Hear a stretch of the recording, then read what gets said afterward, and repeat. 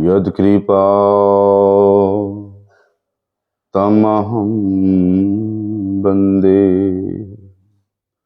श्रीगुरुं दीनतारणम्। वंशाकल्पतरुर्भ्यश्च कृपासिन्धुभ्यैव च पतितानां पावनेभ्यो वैष्णवेभ्यो नमो नमः। नमो महावदन्याय कृष्ण प्रेम प्रदायते कृष्णाय कृष्ण चैतन्य नामिने गौरत्विषे नमः। नमस्ते तुहलग्राम नमस्ते मुसलायुध नमस्ते रेवतीकांत नमस्ते भक्तवत्सल नमस्ते बलिनाम श्रेष्ठ नमस्ते धरणीधर प्रलंबारे नमस्ते तु त्राहि मां कृष्ण पूर्वज। भुजे शव्यवेणुं शिरसि शिखिपीच्छं कटितटे दुकुलं नेत्रान्ते सहचर कटाक्षं च विदधति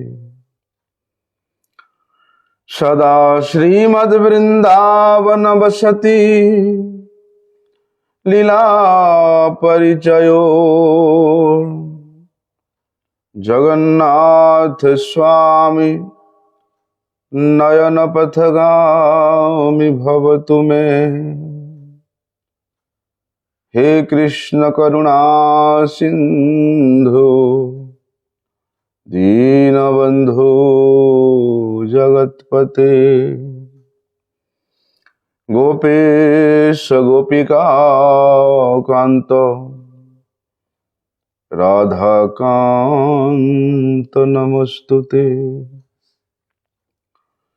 तप्त कांचन गौरांगी राधे वृंदावनेश्वरी वृषभानुसुते देवी प्रणमामि हरिप्रिये। वंदे नंदव्रजस्त्रीणां पादरेणुमवीक्ष्णसः यासां हरिर्कथोद्गीतं पुनाति भुवनत्रयम्। भक्त्या विहीनमपराधलक्ष्यै क्षिप्ताश्च कामादितरङ्गमध्ये कृपामयि त्वां शरणं प्रपन्नं वृन्दे नुमस्ते चरणारविन्दम्।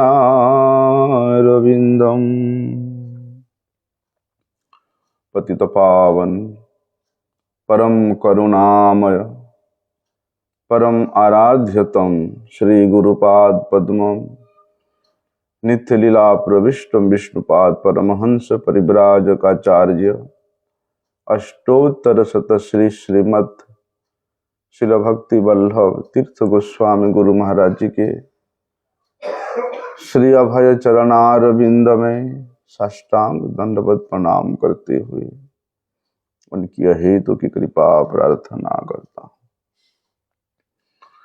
परम आराध्यतम शिक्षा गुरुपाद पद्म नित्य लीला प्रविष्ट विष्णुपाद परमहंस श्री श्रीमत् शिल भक्ति विज्ञान भारती गोस्वामी महाराज जी के पाद पद्म में साष्टांग दंडवत प्रणाम करते हुए उनकी हेतु की कृपा प्रार्थना।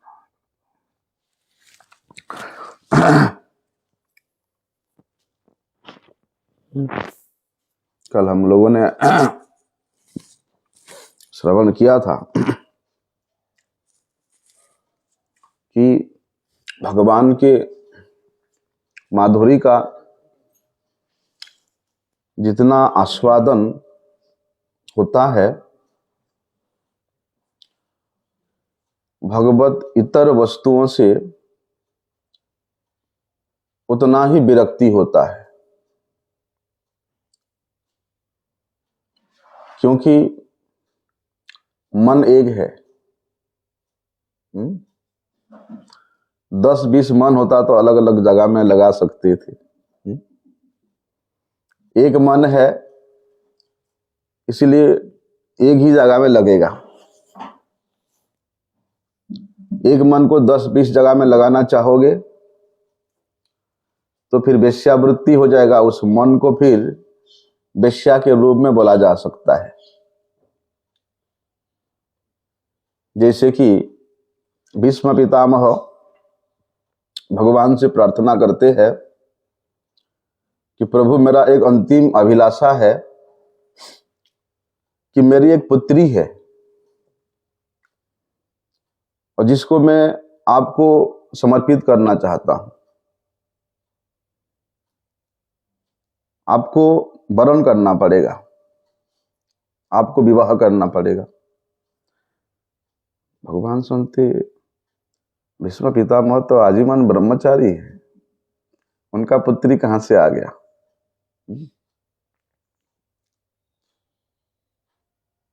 भीष्म पितामह कहते हैं, भगवान, मेरे वो पुत्री को मैं बड़ी प्यार से पाला हूं,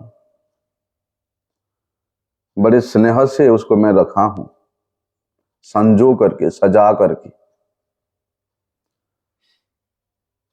और अभी तक मैं कल्पना भी नहीं किया कि उस पुत्री को मैं और किसी के हाथ में सौंप दूं,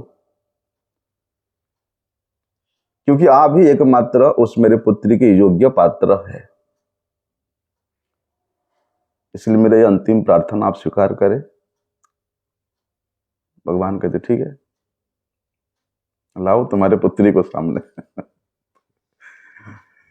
तो भीष्म पितामह बोलते, प्रभु, ये मेरा जो बुद्धि है, मेरा जो मन है, वही एकमात्र मेरी पुत्री है और मैं उसको आपके पाद पद्मों में समर्पित कर रहा हूं।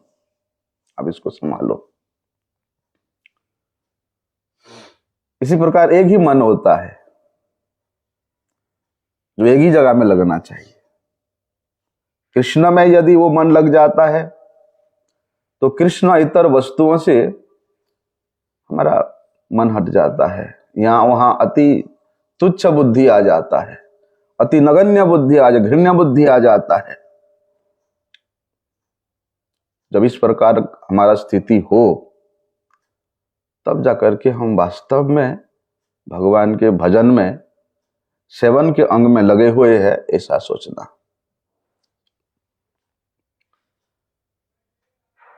तो प्रहलाद महाराज जी ने नवदा भक्ति के जो स्तर बताया है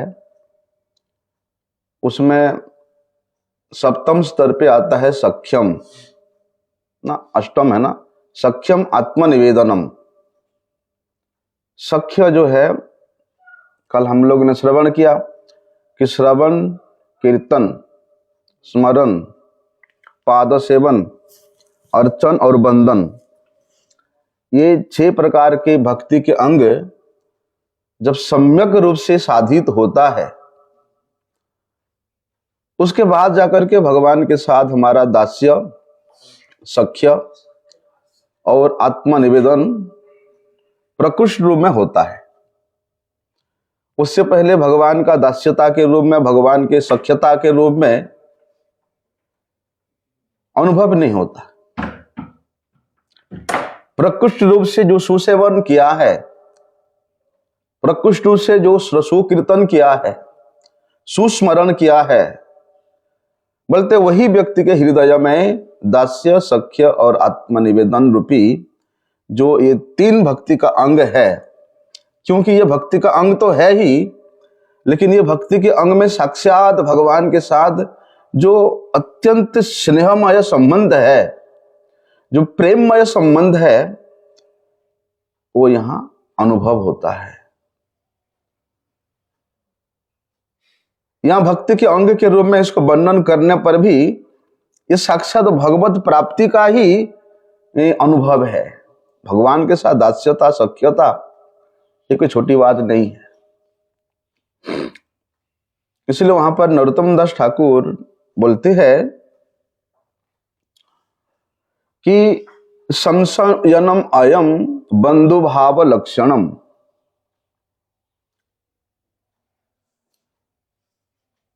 ये जो बंधु भाव है, ये केवल सखाओं के साथ नहीं है। ये बंधु भाव सखाओं के साथ भी है, वात्सल्य रसाश्रित भक्तों के साथ भी है, और माधुर्य रसाश्रित भक्तों के साथ भी है। क्यों? यत मित्रम परमानंदम पूर्ण ब्रह्म सनातनम। ब्रह्मा जी भी इस बात को कहते हैं।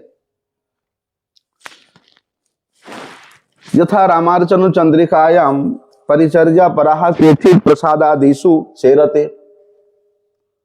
मनुष्यम एवं तम द्रष्टुम व्यवहर्तुम च बंधुवत। इति अस्य च उत्तरस्य पाठः प्रेम विश्रम्भ भावत्वात् नायमत्वेन दास्यादम अपि उत्तमत्वाद् अपेक्षया किंच परमेश्वरेरपि यत् सख्यम शास्त्रे विधीयते तत्र आश्चर्य किम ना देवम देवम अर्चयेत्।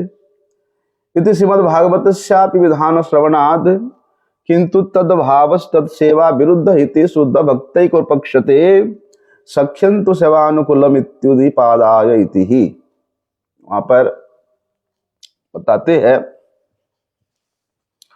बंधु भाव मतलब सख्य भाव कहां पर होता है? जहां केवल और केवल भगवान के हित का आकांक्षा लेकर के, भगवान के सुख का आकांक्षा लेकर के, अपने मित्र का आनंद का आकांक्षा लेकर के जो भाव प्रकट होता है या जो सेवा किया जाता है, वो है बंधु भाव है, वो है सख्यम दास्यम, वो है सख्यम। अब देखो इतना बंधुता है सखाओं का। हम लोग दास्य के बारे में श्रवण किया कल। यद्यपि दास्य में संभ्रम भाव है, अरे नहीं मैं तो भगवान का दास हूं, लेकिन सख्य भाव में सखा बंधु भावे सखा करे स्कंदे आरोहण। तुम्ही कौन बड़जन तुम्ही आमिषम। सखा का तो ऐसे भाव रहता है कि भले ही तू नंदा बाबा के पुत्र क्यों ना हो, भले ही तुम्हारे घर में 9 लाख गौएं क्यों ना हो, लेकिन हम क्या तुमसे छोटे हैं? हमारे बाबा का भी 9,000 गाय है। तुम कौन बड़े हो? सखा भाव में भाई अगर खेल में तुम भी हार जाओगे तो तुमको भी हमको अपने स्कंद पे उठाना पड़ेगा, अपने कांधे पे उठाना पड़ेगा। सखा करे स्कंदे आरोहण। यदि अपने सखा के सुख के निमित्त सेवा किया जाता है तो वहां सखा को डांट करके भी सेवा कर सकते हैं, जबरदस्ती सेवा कर सकते हैं, क्योंकि वह सखा है। और ये सख्यता ना केवल सखा भाव संपन्न है, बल्कि वात्सल्यमय जितना भी भक्त है वे भी सख्यम ही है, वे भी बंधु भावमय है। इसलिए ब्रह्मा जी ने एक बड़े सुंदर बात श्रीमद् भागवत में बताया है कि यत मित्रम परमानंदम पूर्ण ब्रह्म सनातनम। यत मित्र बताया, अरे भाई नंद अरे यशोदा के तो पुत्र है, फिर मित्र कैसे हो गए? अहो भाग्यम नंद गोप ब्रजौ कसाम। कि भगवान इतना प्रेम वात्सल्यमय है, इसलिए तो भगवान को भक्त वत्सल कहा जाता है। क्यों? क्योंकि भगवान सबको जानते हैं, फिर भी वे अपने बंधुओं के, अपने सखाओं के, अपने वत्सलों के प्रेम वत्सलता में बंध जाते हैं। क्यों बनते हैं? बोलते भगवान के ये प्रेम वत्सलता को समझना बड़े से बड़े विद्वान व्यक्ति के लिए भी असंभव है। ब्रह्मा जी कहते हैं स्वयं कि जानंत एव जानंतो किम बहुक्त्या न में प्रभो मनसो बचो बपुसो बाचो वैभवम तब गोचर। भगवान भले ही कोई व्यक्ति कहे कि मैं आपकी महिमा को जानता हूं, आपके लीला को जानता हूं, वो कहे, लेकिन भगवान मेरे समझ से तो परे है आपके ये सब व्यवहार है? कि आप साक्षात परमेश्वर वैकुंठ अधिपति होकर के यहां इन ब्रज बालकों के साथ आप नंगे पांव वन वन में घूम रहे हैं, वो भी गौओं बछड़ों के पीछे पीछे। जंगल के पत्ते फूल से आप अपने श्रृंगार कर रहे हैं, मोर का पंख आप अपने शीश पे धारण कर रहे हैं। और तो सबसे बड़ी बात यह है कि ये जो गोप बालक गण है, पता नहीं कौन सी जाति के है, कोई अहीर है, कोई यादव है, कोई क्या है? बोलते उनके झूठन भी खा रहे हैं। तो ब्रह्मा जी कहते प्रभु आपके इस व्यवहार के, आपके इस लीला को समझना मेरे बुद्धि से परे है। देखो, तो ब्रह्मा जी कहते भगवान मैं बलिहारी जाऊं आपके इसके लीलाओं को, आपके ऐसी प्रेम अधीनता को, आपके ऐसी भक्त वात्सल्यता को, लेकिन आपके चरणों में मैं जितना बलिहारी जाऊं उससे भी कहीं अधिक गुना बलिहारी तो मैं इन ब्रजवासियों के प्रति हो जाऊं। आप जिनके प्रेम के अधीन है, यथ मित्रम परमानंदम, जिनके प्रेम के अधीन होकर के उस परमानंद कंद परब्रह्म भी उनके घर में चुराने जाते हैं, खिला करते हैं, साधारण मनुष्य वहां पे सखाओं को बुलाते हैं। किसकी महिमा की सराहना करें? भले ही अनेक तपस्वियों के तपस्या का महिमा हो सकती है, उनके तपस्या की महिमा कितने भी हो सकती है, अनेक योगियों की योग की विभूतियां भी हो सकती है, उनकी महिमा भी सुनी जाती है, परंतु इन ब्रजवासियों के, जिन्होंने श्री कृष्ण को अपना मित्र के रूप में, पुत्र के रूप में, सखा के रूप में ग्रहण किया है, ऐसा मित्रता कि श्री कृष्ण स्वयं उनके अधीन है। सुना है कि साधक अपने इष्ट के चरणों में आत्मसमर्पण करता है,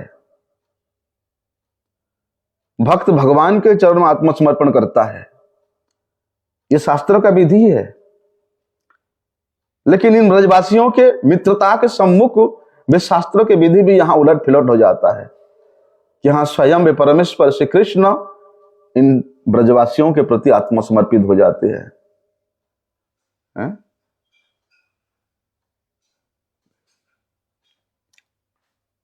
भले ही अनंत वैकुंठ है और वो अनंत वैकुंठों में भले ही भगवान के नारायण स्वरूप वहां विराजमान है, परंतु उन वैकुंठ में, उन नारायण स्वरूप में जिस प्रकार की आनंद की वर्षा होती है, उससे कहीं कोटि गुना अधिक आनंद की वर्षा इन ब्रजवासियों के प्रेम में है, इन ब्रजवासियों के कृष्ण सेवा में है। और उसमें से भी विशेष रूप से ब्रह्मा जी कहते हैं, अहो भाग्यम नंद गोप ब्रज गोस्वाम। नंद महाराज और ब्रजरानी यशोदा देवी की है। इनकी महिमा के आगे तो भैया सभी महिमा तुच्छ हो जाती है, हैं? नंद यशोदा की महिमा के सम्मुख बाकी सारी महिमा बताया, योगियों की महिमा, तपस्वियों की महिमा, ऐसे कि नारायण भगवान की महिमा भी इन नंद यशोदा के सम्मुख तुच्छ हो जाती है, फीकी पड़ जाती है।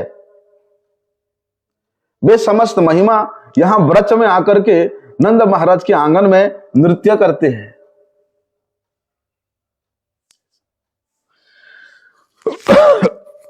और उसमें भी भैया यशोदा मैया वे पर ब्रह्म को ऐसा मित्र मानी है, ऐसा मित्र के रूप में, ऐसा पुत्र के रूप में स्वीकार किया, आत्मसमर्पण किया है कि वे पर ब्रह्म उनकी माता के अधीन होकर के उनका स्तनपान करते हैं। आप कल्पना कर सकते हो, वे पर ब्रह्म यशोदा मैया के स्तनपान कर रहे हैं और नंद बाबा वे लाठी उठा करके वो पर ब्रह्म को शासन करते हैं, डांटते हैं। इनके महिमा का वर्णन कौन कर सकता है?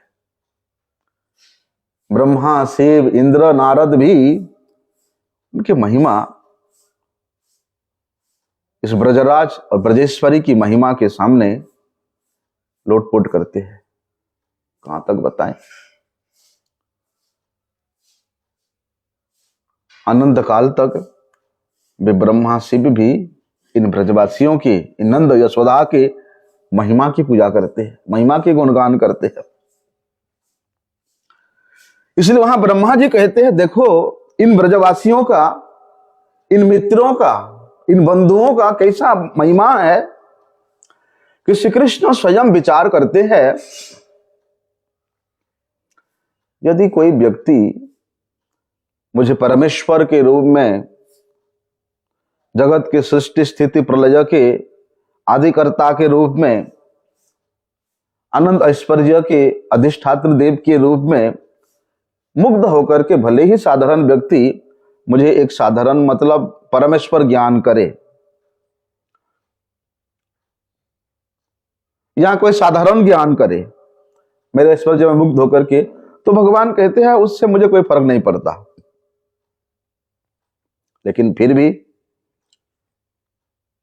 मैं अनंत ऐश्वर्य के, माधुर्य के, ज्ञान के, वैराग्य के अधिष्ठात्र देव होकर के भी मुझे प्रेम करने वालों के लिए, मेरे साथ मित्रता रखने वालों के लिए, मेरे साथ बंधुता रखने वालों के लिए, अर्थात उनको सुख देने के लिए मैं किसी भी रूप में, किसी भी भाव में, किसी भी वेश में मैं उनके साथ खेल सकता हूं। भले ही दुनिया के साधारण व्यक्ति क्यों ना बोले मुझे फर्क नहीं पड़ता। कौन कह रहे? भगवान कह रहे। अब देखो वे भगवान इन बंधु स्वरूप, मित्र स्वरूप ब्रजवासियों के लिए क्या नहीं करते? क्या कभी भगवान अपने आप को यहां प्रकाश किया कि मैं परमेश्वर हूं, मैं अनंत विश्व ब्रह्मांड के मालिक हूं? कभी नहीं। एक साधारण गोप बालक के मापी भगवान इन ब्रजवासियों के सम्मुख रहे, गोपियों का, मातृवत्सला गोपियों का स्तनपान किया 1 वर्ष तक, मातृवत्सला उन गौओं का स्तनपान किया 1 वर्ष तक, बछड़ों के रूप में, गोप बालक के रूप में। तो कैसा भाग्य है इनका! ना केवल यशोदा मैया का स्तनपान किया भगवान ने, बोलते ब्रज में जितने भी मातृवत्सला गोपियां हैं सबका स्तनपान किया नित्य प्रति 1 वर्ष तक।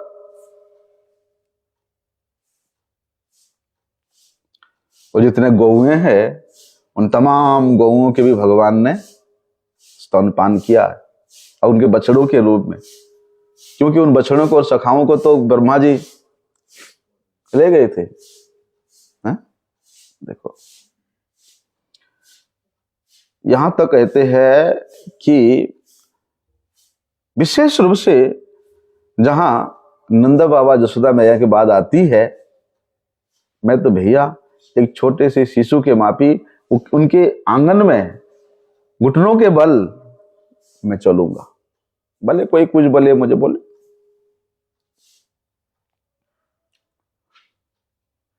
देखो इस प्रकार ऐश्वर्य ज्ञान से संपन्न ब्रह्मा भी भगवान के ऐसे प्रेम अधीनता को देख करके,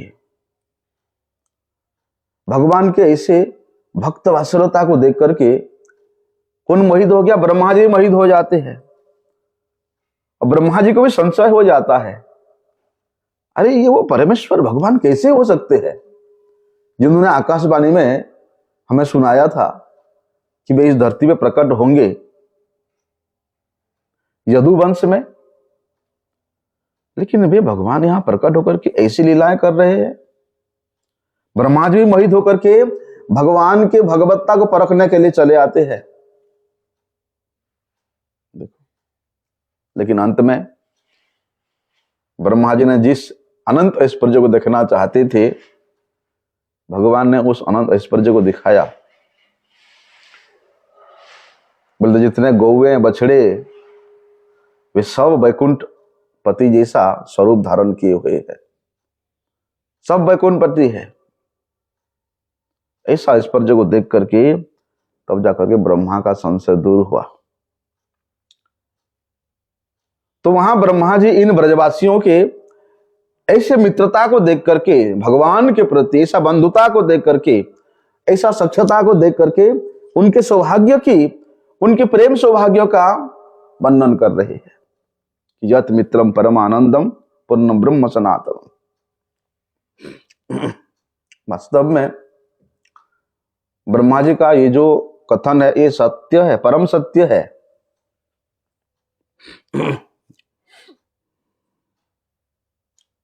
क्या नंद महाराज के महिमा के समान महिमा क्या इस जगत में कहीं है?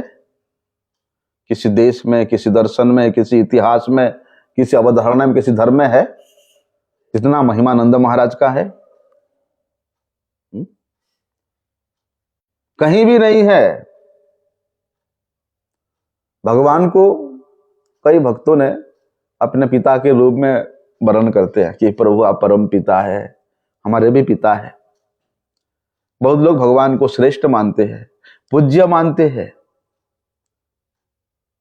जो संसार को महाभय के रूप में मानते हैं, या संसार का सृष्टि स्थिति प्रलय का कारण के रूप में मानते हैं, वे संसार से मुक्ति प्राप्त करने के लिए उस काल स्वरूप, उस भय स्वरूप, उस परमेश्वर का आराधना करते हैं।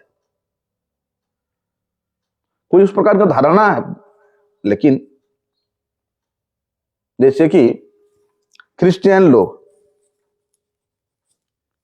लोग वो पिता के रूप में स्वीकार करते हैं, परम पिता बोलते हैं ना, he is the father of all universe. इस प्रकार लोग स्वीकार करते हैं। परंतु इन ब्रजवासियों के कृपा से, उनमें से भी विशेष नंद बाबा और जसोदा मैया की कृपा से यह हम जान सकते हैं कि भगवान को पिता के रूप में मानने का जो लोगों का विचार है, उसकी अपेक्षा कहीं अधिक गुना, कोटि गुना पुत्र के रूप में मानने में भगवान के जो नंदनंदनत्व है, यो जो सदानंदनत्व है, भगवान के जो अनंत प्रेममय गुण है, प्रेममय माधुरीमय गुण है, जो आनंदमय गुण है, वो भगवान को पुत्र के रूप में मानने से ही प्राप्त होता है। ये जो नंद बाबा यशोदा मैया भगवान को अपने पिता के रूप में मानते हैं, तो तो क्या वे अपने पुत्र को, अपने पिता को स्तनपान करा सकती थी माता? नंद बाबा अपने पिता को क्या लाठी दिखा करके शासन कर सकते थे? हैं? पुत्र के रूप में जो विचार है, मित्र के रूप में जो विचार है, सखा के रूप में जो विचार है, वो सर्वश्रेष्ठ है।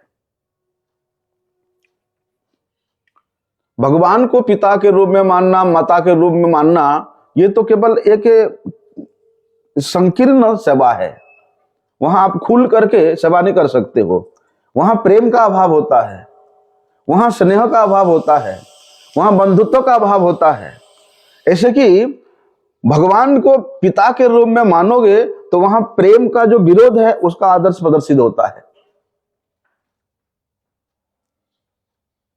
किंतु इन ब्रजवासियों का, नंद बाबा यशोदा मैया का भगवान श्री कृष्ण के प्रति जो प्रीतिमयी सेवा का अधिकार है, जो स्नेहमयी सेवा का अधिकार है,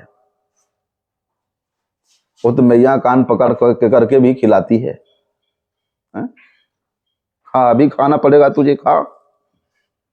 तो पूरे दिन वहां वन में जाके गौओं के पीछे पीछे घूमेगा और बोलता नहीं खाएगा, कान पकड़ के मैया खाएगा, खिलाएगी, खा के जा, मक्खन मिश्री खा के जा। कैसा आदर्श! तो प्रेम सेवा का, स्नेह सेवा का आदर्श यदि सीखना है, इन ब्रजवासियों से सीखो, जिन्होंने उनको सखा के रूप में, मित्र के रूप में, पुत्र के रूप में स्वीकार किया है। और बोलते ये जो प्रेम का आदर्श है, ये कहीं एक स्थिति में आ जाकर के एक स्थान में आगे रुक जाता नहीं है। बोलते उत्तर ये बढ़ता ही रहता है, बढ़ता ही रहता है। यहां घटने का कोई स्थान नहीं है। ये प्रेम के अंदर जितना आप प्रवेश करते जाओगे, बोलते उतना ही ये बढ़ता ही जाता है। यदि पिता के रूप में माने तो भैया, अगर पुत्र जन्म होता है तो पिता जन्म से ही अपने पुत्र का सेवा कर सकता है ना? अगर पिता के रूप में माने तो क्या वो पुत्र पिता के जन्म से सेवा कर सकता है? तब पुत्र का स्थिति नहीं है। जब पिता जन्म होगा तो पुत्र कहां से वो सेवा करेगा? है? हाँ, जब पुत्र थोड़ा बड़ा हो जाएगा, शिक्षा प्राप्त करेगा, बालिग होगा, तब पिता का कुछ सेवा करने का योग्य उसको प्राप्त होगा। है? लेकिन जब तक पुत्र बड़ा होता है, शिक्षा प्राप्त करता है या विवाह कर लेता है, तब तक वो अपने पत्नी के प्रेम में, है? अपनी पत्नी के प्रेम में वो अपने माता पिता को भूल जाता है। हैं? तो कैसे सेवा करेगा पिता का? या दूसरे किसी विषय में आसक्त हो जाता है, या उस पुत्र का ही पुत्र हो जाता है, तो उसके प्रति भी वो उसके वात्सल्य मुग्ध हो जाता है। तो बोलते समय नहीं मिलता है पिताजी के पास 5 मिनट बैठने के लिए। बोलेगा कि नहीं बोलेगा? तो भगवान को पिता बुद्धि में यदि कोई सेवा करता है तो वहां पर वो शिथिलता आ जाती है, वहां प्रेम संकोच हो जाता है। किंतु माता पिता पुत्र की कुछ भी सेवा कर, पुत्र के जन्म से पहले ही, पुत्र जन्म होने से पहले ही माता पिता उस पुत्र का सेवा में लग जाते हैं महाराज। जब माता के गर्भ में पुत्र होता है तो माता कितना कुछ खाना पीना बंद कर देती है। खट्टा नहीं खाना, मीठा नहीं खाना, गरम नहीं खाना, है? अभी तो जन्म हुआ नहीं, माता के पेट में है वो पुत्र, तभी से माता उसके भरण पोषण के लिए कितना चिंतित है। अपने भावी पुत्र की तैयारी के लिए वो कितना मतलब यत्न करती है।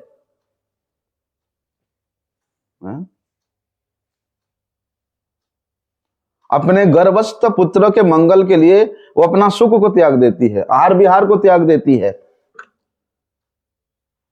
उसी प्रकार पिता भी उसके लिए कितने ही प्रकार से चिंतित रहते हैं।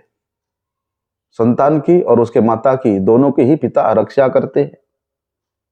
इसलिए संतान का जन्म होते ही माता पिता अपना जितना भी स्नेह है, जन्म से ही देखो, जन्म होते ही अपना जितना भी स्नेह है वो सब उस पुत्र के लिए समर्पित कर देते हैं। और बताओ, उस पुत्र का मल मूत्र साफ करते हैं। कोई लज्जा आती है अपने पुत्र के मल मूत्र साफ करने में? कोई घृणा आती है? कोई लज्जा आती है? या माता पिता के वस्त्र में यदि पुत्र मल मूत्र त्याग कर दे तो क्या माता पिता उसके प्रति नाराज होते हैं? या उनके स्नेह में किसी प्रकार की कोई कमी आती है? नहीं आती ना, बल्कि अत्यंत और अधिक स्नेह से उसको आलिंगन करते हो कि हृदय में धारण कर लेते। ये स्नेह है। इन सबको स्नेह कहने पर भी वास्तव में यहां सेवा की जो अत्यंत प्रीतिमय गाढ़तर अवस्था है वो प्रकाशित होता है। तो सेवा की अत्यंत प्रीतिमय गाढ़ अवस्था को अलंकार शास्त्र में स्नेह के रूप में बना बोला गया है। तो ऐसा स्नेह यत मित्रम परमानंदम पूर्णम ब्रह्म सनातनम, ऐसा स्नेह उस ब्रजवासियों का, बोलते उस सनातन प्रभु के लिए है, उस परमेश्वर के प्रभु के लिए। तो इस प्रकार सेवा की जो प्रगाढ़ता है, इस प्रकार के सख्यता का जो प्रगाढ़ता है, इन ब्रजवासियों के स्नेह पाश के प्रति प्रकाशित होता है, दिखाई देता है। इनके ममता में दिखाई देता है, इनके सेवा भाव में दिखाई देता है। यदि वे परमेश्वर पुत्र नहीं होकर पिता होते तो क्या इस प्रकार सेवा की प्रगाढ़ता वहां दिखाई देता? संभव है? हो ही नहीं सकती थी। सेवक यदि भगवान का पुत्र होगा तो क्या भी भगवान के आविर्भाव से पहले भगवान का सेवा कर पाएगा? है? समझ में आया?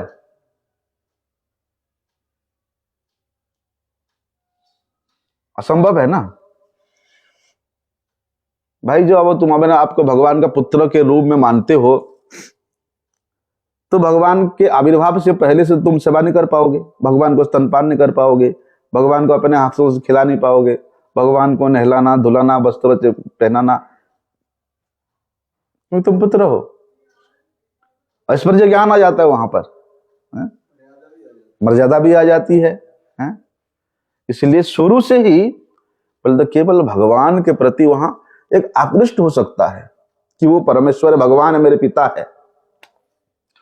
और जब पुत्रों की बुद्धि थोड़ा परिपक्व होती है तो जब उसको समझ में आता है कि हमारा पिता पूजनीय है, तभी वो पिता के प्रति श्रद्धा ज्ञापन करता है। बचपन में तो लात ही मारता है। इसलिए उस पुत्रों के विचार में ऐसी स्थिति में जाकर के अपने पिता के प्रति श्रद्धा ज्ञापन करने का विचार आता है। वो पुत्र है, उसके हृदय में एक कर्तव्य के रूप में स्थिर होता, पिता है तो भाई करना पड़ेगा सेवा। इसलिए पिता के प्रति पुत्र का जो ये कर्तव्य बुद्धि मानो या पूज्य बुद्धि है, वो केवल पिता के प्रभाव से, पिता के श्रेष्ठत्व थे या उस पुत्र के कर्तव्य बुद्धि उदय होने से ही होता है। लेकिन पुत्र के प्रति माता पिता का जो स्नेह है, क्या पुत्र के किसी प्रभाव से है? कि पुत्र की किसी श्रेष्ठता से है? वहां तो भैया किसी कर्तव्य बुद्धि का भी वहां अनुप्रेरणा नहीं है। पुत्र के प्रति माता पिता का एक स्वाभाविक वहां शक्तिमय प्रेम होता है, चाहे वो पुत्र कैसे भी क्यों ना हो। ये अच्छा हो, दिखने में काले हो, गोरे हो, कुरूप हो या लेंगड़े हो, क्या वहां कोई ममता की कमी आती है? बरम औरत ही बढ़ जाती है। आय हाय, देखो हमारा छोटा पुत्र जो है उसका दोनों पैर नहीं चलता है, वो चल नहीं सकता है, तो उसको तो हमेशा गोद में उठा के चलते हैं माता पिता। बड़े होने तक उठाते हैं महाराज, क्योंकि पुत्र है। तो ऐसी स्थिति में भी वहां क्या माता पिता का स्नेह कम होता है? कम होना तो दूर भैया, वहां और अधिक प्रकाशित होती है, क्योंकि ये स्नेह की रीति है।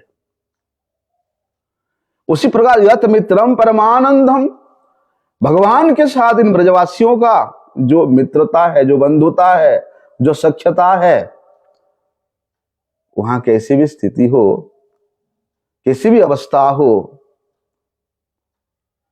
बोलते वो भगवान के लिए, श्री कृष्ण के लिए जो करते हैं तो उनके सुख के निमित्त करते हैं।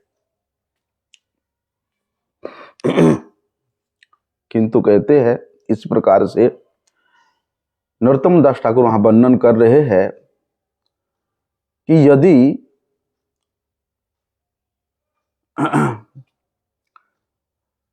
उन ब्रजवासियों का श्री कृष्ण के प्रति जो मित्रवत सेवा है, जो बंधुवत सेवा है, बोलते यही सख्यता है।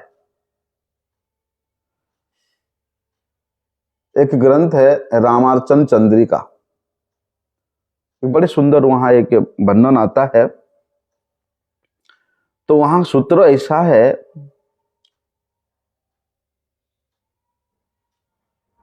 कि वे भगवान को अपने तरफ देखते हैं। वो लोग भगवान के साथ बंधु जन जैसा व्यवहार करते हैं। वो लोग एक संप्रदाय है, इसलिए कोई कोई सेवा परायण भक्त जब रात्रि को भगवान को सजन देता है, वो भगवान के साथ मंदिर में सोता है, फिर रात्रि को भगवान को कुछ वस्तु की आवश्यकता ना पड़े, वो मुझे उठाएंगे। कि भगवान को रात्रि को कहीं जाना ना पड़े, वो मुझे उठा के जाएंगे। ऐसा विधान भी है। चार संप्रदाय से अलग है।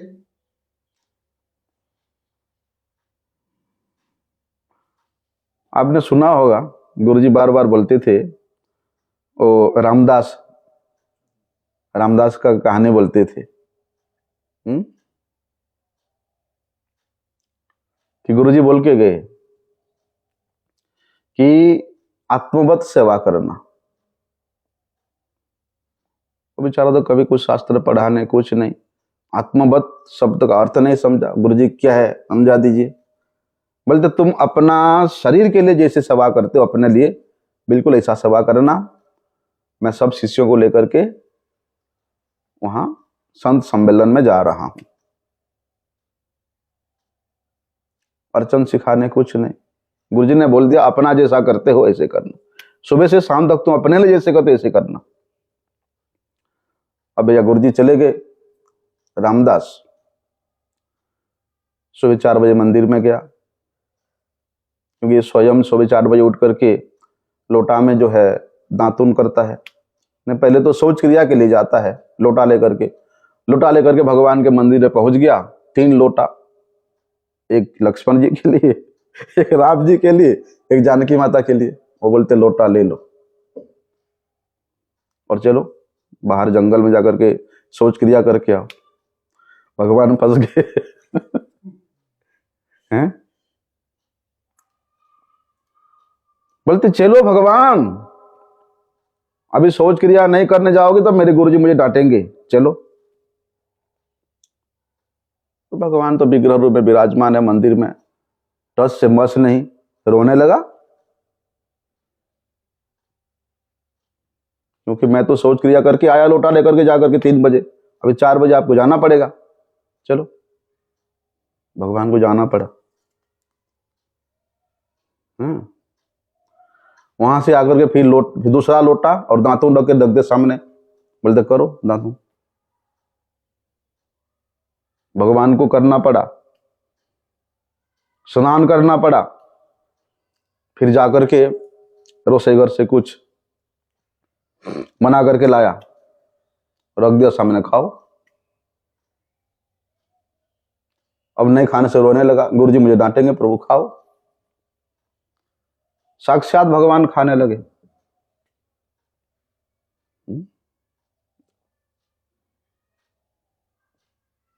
ये लंबा स्टोरी है, गुरुजी बड़े सुंदर रूप से बोलते हैं, अभी हम समय नहीं है। तो बोलने का मतलब है कि भगवान को अपने जैसा या मनुष्य जैसा देखने के लिए, उनके साथ बंधुजन जैसा व्यवहार करने के लिए इस प्रकार का स्वभाव भी होता है। देखो, इसी अभिप्राय से यहां नरोत्तम दास ठाकुर बोलते हैं कि श्रवणम कीर्तनम स्मरणम पाद सेवनम अर्चनम बंदनम दास्यम के बाद ये सख्य का उल्लेख आता है। भले ही दास्य में सेवा संपत्ति है, लेकिन वहां संकोच है। अरे मैं तो भगवान का दास हूं। वहां संभ्रम है,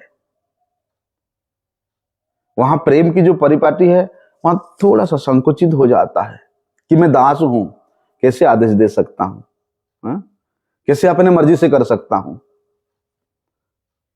परंतु सख्य में सभी प्रकार के संकोच, सभी प्रकार के संभ्रम छिन्न भिन्न हो जाता है। यहां ऐसा बंधु भावमय प्रीति, विश्वास, प्रधानता रहती है कि वे जबरदस्ती भी भगवान का सेवा कर सकता, खींच करके।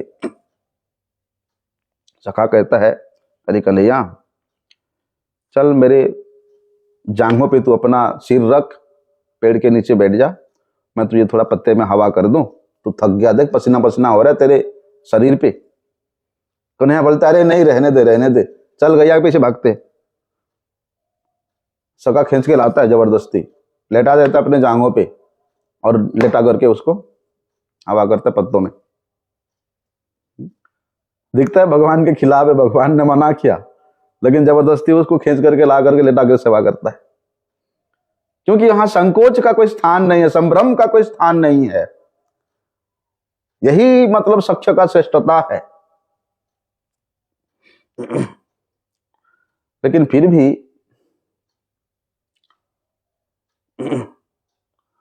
भगवान में भी, उन परमेश्वर में भी असंकोच व्यवहार से युक्त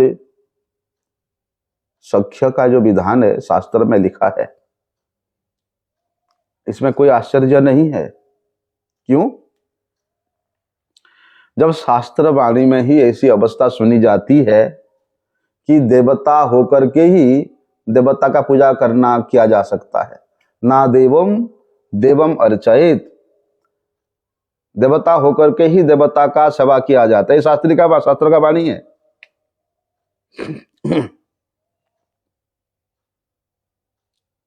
लेकिन जब साधक स्वयं को ही जब देवता माने, तो वहां भी प्रभु का सेवा में तो व्याघात होगा ही होगा। मैं भी देवता, तू भी देवता, तो तेरे सेवा में विघात तो होगा ही होगा, है? वहां विरोध घटित होगा ही होगा।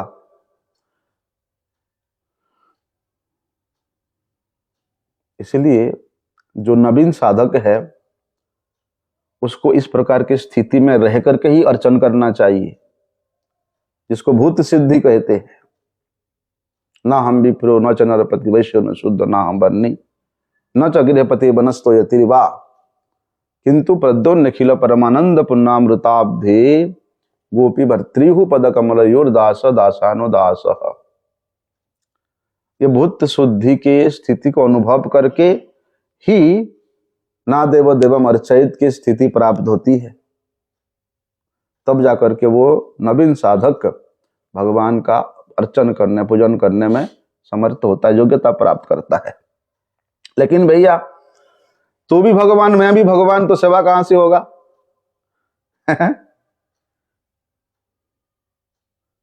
तू भी सेव्य, मैं भी सेव्य, सेवा कहां से होगा? तो वहां पर विरोध घटित होता है। इसलिए जो शुद्ध भक्त है वो कभी भी अपने इष्ट के साथ अभेद की भावना नहीं रखते हैं। अभेद की भावना का विधान ही उनके हृदय में आता ही नहीं है, उसके लिए उपेक्षा रहती है। लेकिन ये शास्त्र का वाणी है। लेकिन भैया सख्य भाव ऐसा है तुम्ही कम बोर लोग तुम्ही आमी सम। सख्य भाव ऐसा है कि यहां पर ये जो शास्त्रों की वाणी अनादेव देव अमर चेत, ये भी वहां खंडित हो जाता है। शास्त्रों की वाणी भी यहां संकुचित हो जाता है।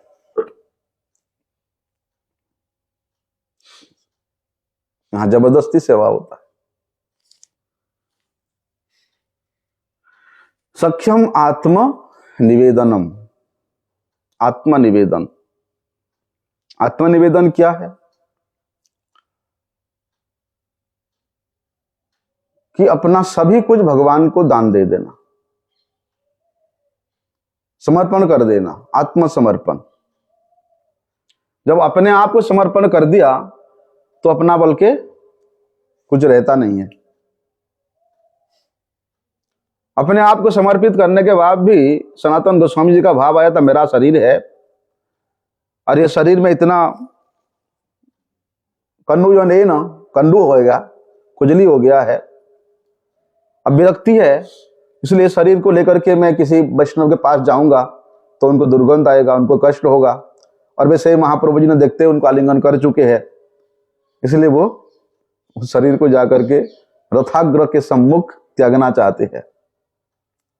श्रीमन महाप्रभु जी तो अंतर जाए, पता चल गया, बुलाओ उसको, तुमको ये अधिकार किसने दिया?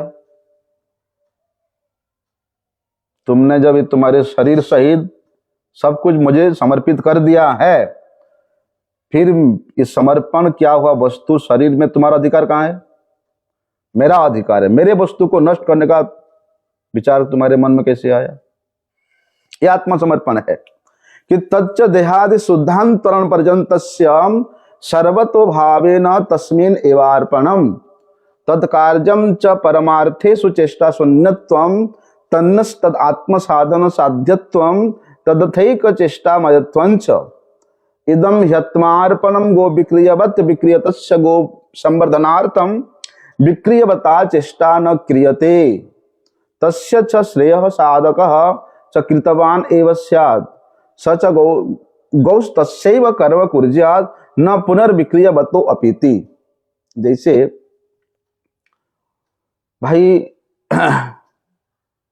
कोई व्यक्ति गाय को बेचता है, गाय बेचने के बाद बेचने वाला का उस गाय के प्रति कोई और आसक्ति नहीं रहता, या उसके सेवा के लिए कोई चेष्टा नहीं रहता कि हमने तो गाय बेच दिया है ना, तो उस बेचा हुआ गाय के प्रति उसका सेवा का चेष्टा नहीं रहता।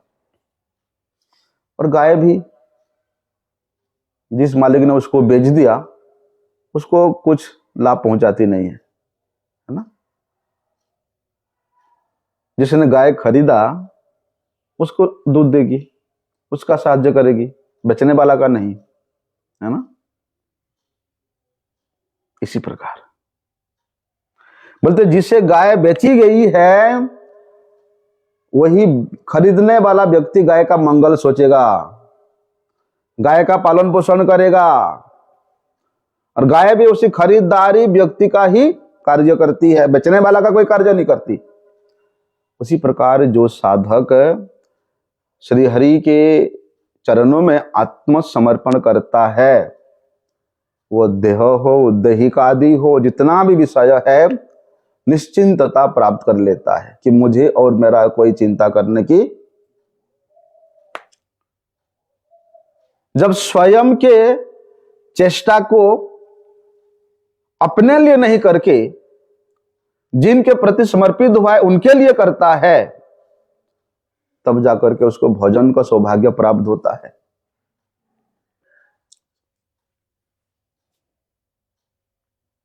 लेकिन कोई कोई गाय ऐसे भी होते हैं। बहुत साल पहले हमारे पास एक गाय थी, गौरी बोल करके, इतनी प्यारी गाय। किसी ब्रजवासी ने हमारे यहाँ सेवा करता था और वो ब्रजवासी बोला कि महाराज जी ये गाय तो देसी नहीं लग रहा है, आप इसको दे दो। तो हमने उसको दे दिया ब्रजवासी को। 7 दिन तक उस गाय उसके घर में रहा, उसके बच्चा के साथ। ना बच्चा 7 दिन तक दूध पिया, ना वो गाय 7 दिन तक कुछ खाया उसके घर में। माँ बच्चा 7 दिन तक रोते रहे। वो बेचारा थक गया, समझा बुझा कर गाय को खिलाने के लिए यहाँ के रख दिया गाय को। यहाँ आते ही वहां रोड से ही माँ माँ चिल्लाते हुए भाग भाग किया, यहाँ को चलाता हुआ मारता है रोड के सामने।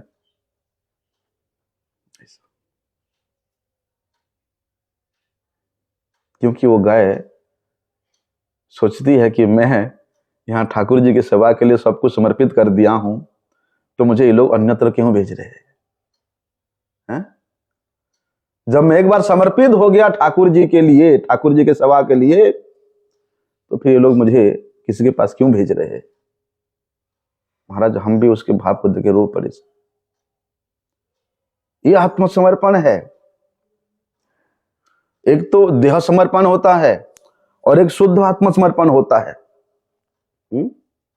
समर्पण शब्द का अर्थ यही, अपने सभी प्रकार से सब कुछ भगवान को दान दे देना, देकर। और बोलते हैं आत्मसमर्पण करने का कार्य यह है कि अपने लिए चेष्टा शून्य होना, अपने लिए कोई चेष्टा नहीं करना, अपना साध्य हो साधन हो सब कुछ भगवान के ऊपर समर्पित कर देना। शरीर के द्वारा, मन के द्वारा, वाणी के द्वारा जितना भी चेष्टाएं हैं वो केवल भगवान के लिए ही होना चाहिए। ये आत्मसमर्पण है। तो ये नवदा भक्ति के विषय में हम लोग किंचित किंचित उसका एक एक भक्ति के अंग का व्याख्या श्रवण किया। आगे का विषय हम कल श्रवण करते हैं। वंशा कल्पतरुभ्यश्च कृपा सिंधुभ्यैव च पतितानां पावनेभ्यो वैष्णवेभ्यो। फूल है और फूल भी सुबह सुबह लाने से यह ताजा मिलता नहीं है।